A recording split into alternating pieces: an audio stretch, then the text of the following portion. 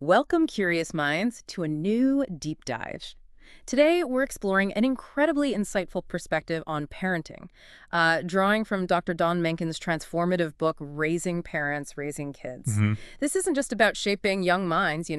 It's really about how parenting itself can be a catalyst for our own growth, connecting us to broader social and, well, even global issues. That's right. The heart of Dr. Menken's work is this pretty radical idea that parenting is a two-way street, a continuous journey where parents and children actively, well, they raise each other. Right. It really challenges the traditional view, doesn't it? Inviting us to see the child not just as someone to teach, but as a source of inherent wisdom themselves, guiding our own evolution. Like that principle mentioned in the book. Exactly. As one elementary school principal put it, we raise each other as children and parents. So our mission today is to really unpack how this mutual relationship works.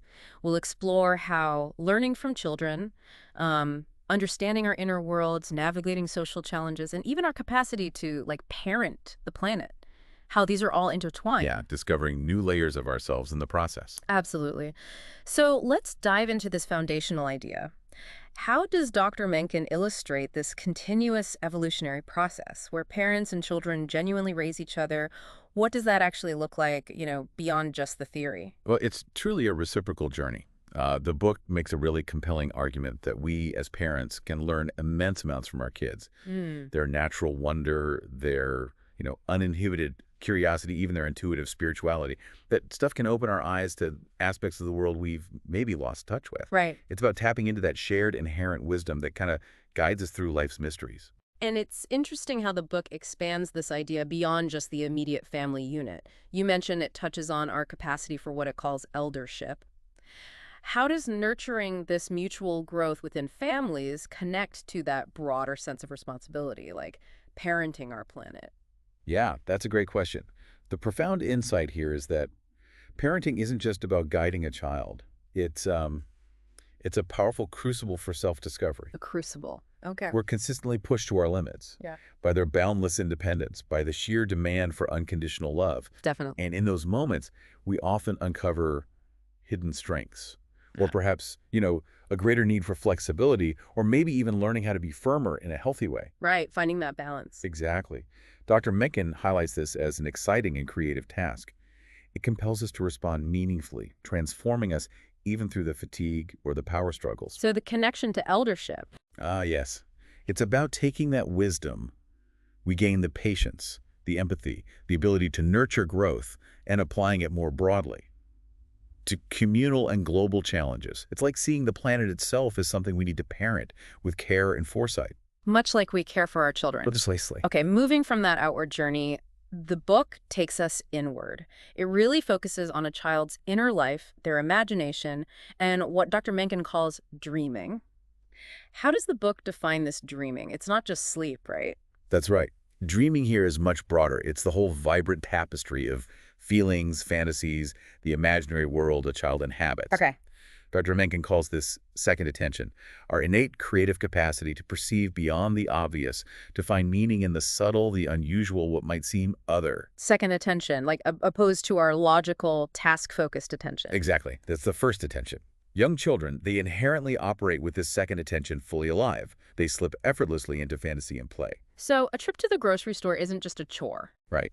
Through their eyes, it genuinely becomes an adventure, a quest. Ah. It's about seeing the mundane world as ripe with discovery when we allow ourselves to tune into their second attention. And this dreaming also includes nighttime dreams. Well, absolutely. A core insight from the book is that everything in the dream is a part of you, even the odd or, frightening images. They represent aspects of ourselves we might not yet recognize or accept. Like, there's an example of a toddler dreaming about peeing in the potty, and it clearly showed a developmental leap. He woke up saying, "No diapers." Wow. Or another one, an energetic child dreaming of being a starfish glued to the sand. That image actually helped him connect with a quieter part of himself he needed. It fosters this spirit of self-exploration. That's a profound connection, relating dreams not just to our minds, but our bodies, too. The book suggests physical symptoms can be dreams waiting to be explored. What does that mean? How did that play out for Eliza? Yeah, it's about recognizing that our bodies often speak through symptoms when we're not consciously aware of something emotional or psychological. Okay. For Eliza, this 10-year-old in the book, her intense rages, they were actually a physical manifestation. She was subconsciously picking up on extremely subtle signals from other children that she couldn't articulate. So the body knew before the mind did, in a way. Kind of, yeah. And this naturally bridges into emotions. The book really emphasizes helping children develop empathy by noticing feelings in others, not just their own. How so? Simple things like on a playground, if a kid's hat gets taken, asking the other kids, does he look happy? Right, prompting that observation. Exactly. This practice of valuing inner lives is crucial. It helps children learn to parent themselves, to draw meaning from life and navigate challenges more effectively. There's that beautiful example, the 5-year-old boy who was sick, Oh, yeah? but happy his mom was staying home. And his tears, he said, They are not sad. They don't hurt. It is a love cry. just incredible, shows such depth. It really does. Yet the book also highlights these persistent and often damaging gender differences in emotional expression. How we socialize boys and girls differently around feelings. Exactly. Girls often discouraged from anger, told to be nice. Boys getting less support for sensitive feelings, crying seen as weak. Yeah, that's still so prevalent. It is. So the core advice here is to help children unfold their anger and frustration. Really listen to what's underneath it. Yeah. Because just forbidding it, that usually makes it escalate. Right. The insight is that genuine emotional expression is a pathway to growth, not some problem to be squashed. So the key takeaway seems to be modeling emotional intelligence ourselves, being genuinely open to the whole realm of emotional experience at home, and for those deep, unspeakable feelings, hopelessness, fear, rage, especially in teens, the book offers a powerful approach. Can you elaborate on giving voice to those? Yeah, the suggestion is quite interesting. Sometimes as parents, we can sort of voice those unspeakable feelings for them initially to show it's okay. Like a parent might say, just hypothetically, I am so furious. No one understands me. I feel confined. No one appreciates me. And then gently ask their child, do you ever feel that way? Ah, I see. It's not projecting, it's validating the possibility of the feeling. Exactly. It normalizes the full spectrum of human emotion, creates a safe space for them to eventually articulate their own complex inner world. It's really an act of empathy, builds connection. Okay, building on that inner world, the book shifts to power dynamics. It points out pretty starkly that in many cultures, kids have no social rank, little social power, Yeah. can't vote, views often dismissed. Right. So given this, what does Dr. Menken suggest is the most effective way to truly empower them? Well, a key insight is helping children feel their own powers. And this isn't about giving them unchecked control. It's about validating their perspective, their agency. How does that work in practice? It can be really simple things, like letting your child lead the way on a walk to the store, and then really joining them in their fantasy and dreaming world. So if they see a dragon behind the bus stop, you see it too. You become another dragon, maybe. Right. It seems small, but it profoundly empowers them by valuing their imagination, their unique experience of the world. And this connects back to their dreaming world, too. The book talks about dreaming power, suggesting nightmares can reveal hidden strengths. Yes, exactly. Yeah. Even frightening dreams might reveal mythical and unique powers that the child doesn't recognize because they feel small and powerless in waking life. So transforming fear into power, how do you do that? The book gets very practical here. It advises naming the energy a child fears. Then gently step into that experience and explore it, often through play. For example? Like a critical teacher in a dream isn't just scary. Right. That energy could be reframed as, say, an analytical power. Okay. Or the child with this scary dog dream. It stopped when he learned to playfully, in his imagination, put his fist in the dog's mouth. Interesting. Picking up that energy. Dr. Menken calls it stealing the energy of the bully. Stealing the energy. What does that mean? You don't become a bully yourself. No, absolutely not. It means identifying the core energy behind what feels threatening. Maybe it's assertiveness, focus, intensity, and helping the child appropriate that energy for their own positive use. So using the bully's assertiveness energy for self-protection, maybe. Precisely, rather than just cowering. That's a really insightful way to reframe fear. And the book connects this to our own emotional expression too, saying it takes power to stand up for feelings. Yes, not backing off or hating ourselves for what we feel. So if a child is called sensitive, they can own it. Of course, I am sensitive. That is a good thing. Right. The expression of genuine feeling is described as absolutely transformative. So what does this mean for parent-child communication? How do we foster this? Well, a key implication, and this might sound counterintuitive to some, is that we need to actively help our kids to disagree with us. Disagree. Why? Think about it. If they don't feel safe expressing dissent at home with us, how can they possibly stand up to bullies or resist peer pressure? That makes sense. The book warns that parents who just hammer home their view or maybe unintentionally devalue their child's own thinking by not leaving space for their opinion, they risk fostering hopelessness or powerlessness. So allowing disagreement builds resilience. Exactly. It's not about losing control. It's about building a foundation for independent thought. There's that great example. The parent whose son lied about calling a neighbor. Oh, yeah, that's a good one. The parent realized the goal wasn't just getting the truth out. Right. It was also about encouraging him to have his own opinion and to use his power in relation to authority, even if the opinion led to a lie initially. So you don't have to agree with your teen, necessarily. Not at all. But your willingness to listen, to really discuss the issues, that strengthens the relationship.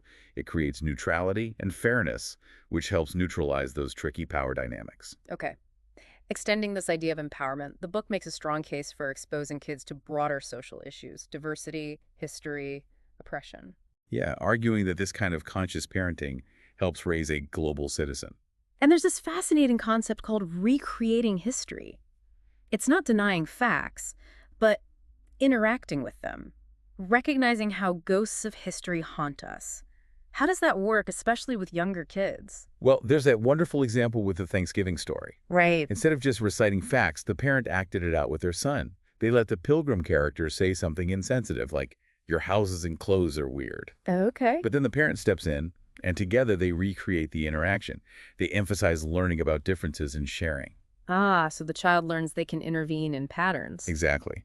The takeaway for the child was that he needn't repeat historical prejudice, but he could intervene. It deepens the meaning, moving beyond rote learning to active engagement, fosters gratitude, compassion. And it seems there's a direct link, then, between exposing kids to differences, fostering their individuality, and them feeling less of a need to bully. Precisely. It helps build a foundation for a bully-free culture. Makes sense. And the book also touches on parenting on the fringe for families outside the mainstream. What's the challenge there? It's how to teach kids about the world without creating an antagonistic or defensive view. The insight is to help them discover what might be empowering and special about being on the fringe. Finding strength in being an outsider. Yeah, like heightened compassion, maybe, Mm-hmm. or resilience, perseverance. What unique gifts come from that perspective? There's that really moving story about the Saudi teenager, Fareed. Oh, yeah. Who was supported to say, I am a messenger of peace. I want kids in America to know that we are basically just like them. It's just powerful. Totally is. And a crucial part of this is modeling being an ally, standing up for others, speaking for diversity. Like Zoe, the white girl supporting her friend Natalie. Yes, who felt ugly because of her hair. And Zoe just simply said, "I really love your hair." That validation, that affirmation, it's huge. Which brings us to challenging stereotypes. The book points out those seemingly innocent comments. He's a real boy, she's a girly girl. How they subtly reinforce gender roles. There's the example of the dad calling one son a real boy's boy, while the other, quieter son, Dean, is right there. The impact is real. And those gendered insults, like you throw like a girl. And sadly, the tragic story of Carl Walker Hoover. Yeah, the 11-year-old who died by suicide after being taunted for being perceived as gay. It's heartbreaking and highlights the urgency. So how do we, as parents, as a community, tackle this? What about the bystanders? That's a critical question the book raises. Engaging the bystanders. They're the majority, right? Usually, yeah. They need our support to find their deep powers and inner courage to step up and be allies. Ultimately, it's about moving beyond those superficial labels and seeing the unique individual, fostering empathy, courage. Okay. Shifting gears slightly, Mhm. the book encourages us not to shy away from the big questions in life, even with kids, like death. That's right. Many parents instinctively try to shield kids from death. Understandably. Sure, but the book argues it's a part of life and should be acknowledged. Yeah. It even suggests engaging with it playfully. Playfully. How? Like maybe lying down together and pretending to be dead for a moment. Or asking gentle questions like, what do we think Grandma's feeling now? The idea being. The insight is that this can make death less frightening. It can help maintain a sense of connection, recognizing that relationships continue in some way, even if transformed. It also opens space for kids' own unique rituals around grief. Okay. So given all of this, the mutual raising, the inner world, power, social issues, big questions, the book brings it back to the parents. Yeah. How does all this contribute to our own growth? What's this generous and open elder in ourselves? Ah, the inner elder. It's essentially a metaphor for our deepest wisdom, right? Our divine inner parent or eternal self. Oh, wait. Fundamentally, it's about how we learn to parent ourselves. Hmm. The book encourages exploring our own histories, noticing how our inner critic often sounds like our own parents, Oof, yeah. and learning self-forgiveness, tapping into this internal resource. There's that powerful story of the woman after her divorce. Right, connecting with her inner rock. Yes. And hearing that message, I am here no matter what, I am here, fall back on me. That simple inner connection, it profoundly shifted her stability, her self-perception. And for parents in a relationship, when couples are at odds, the book advises against just conflict. Well, it encourages appreciating each other's contributions, openly discussing needs. Mm. And it reframes jealousy, interestingly. If one parent is maybe jealous that the other is too nice, for instance, Yeah. instead of accusation, see it as an opportunity for your own development. Yeah. What can you learn from that quality? How can it inform your own style? That's a constructive approach. How does this view of conflict benefit the family overall? It benefits everyone because, contrary to maybe what we assume, conflict at home isn't always dangerous. The book sees it as a vital learning ground. Instead of hiding it. Exactly. Many parents hide disagreements. But the insight is that making room for all viewpoints, allowing yourself to be moved or changed by your child's point of view, that actually de-escalates conflict. And crucially, it teaches kids to value their own thinking. There's that great example of the parent learning from her son about crossing the street. Oh, yeah. He could differentiate between quiet and busy streets, changing her mind about him crossing alone. And she said it elated her. Yes, because she could let go of her view, experience his intelligence, value his development. It's really being raised by your child, isn't it?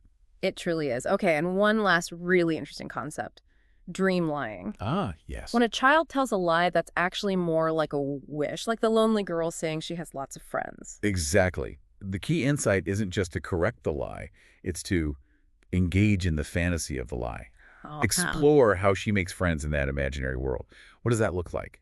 It offers this creative path to understanding and addressing the child's deeper underlying needs. Fosters connection, not shame. okay. So, as we bring this deep dive into raising parents, raising kids to a close, what we've really explored today is, wow, a whole new landscape for parenting. It's truly dynamic and evolving process. We're not just shaping our kids, but genuinely being shaped and, yeah, raised by them in return, discovering our own strengths, engaging with the world more consciously. Which really raises an important question for you, the listener, doesn't it? Mm-hmm. How might embracing your child's innate wisdom, their boundless dreaming, their unspoken feelings, even their powerful dissent, how might that unlock unexpected insights or powers within yourself? Yeah, how could it transform not just your relationship, but your whole perspective? Exactly. And maybe ponder this too. If we truly tap into that inner elder Dr. Menken talks about, that wisdom within us, how might that transform not just our family life, but our broader engagement with our communities, with the world? Some food for thought. Definitely. Thank you so much for joining us on this deep dive. We hope it sparks some new ideas for you.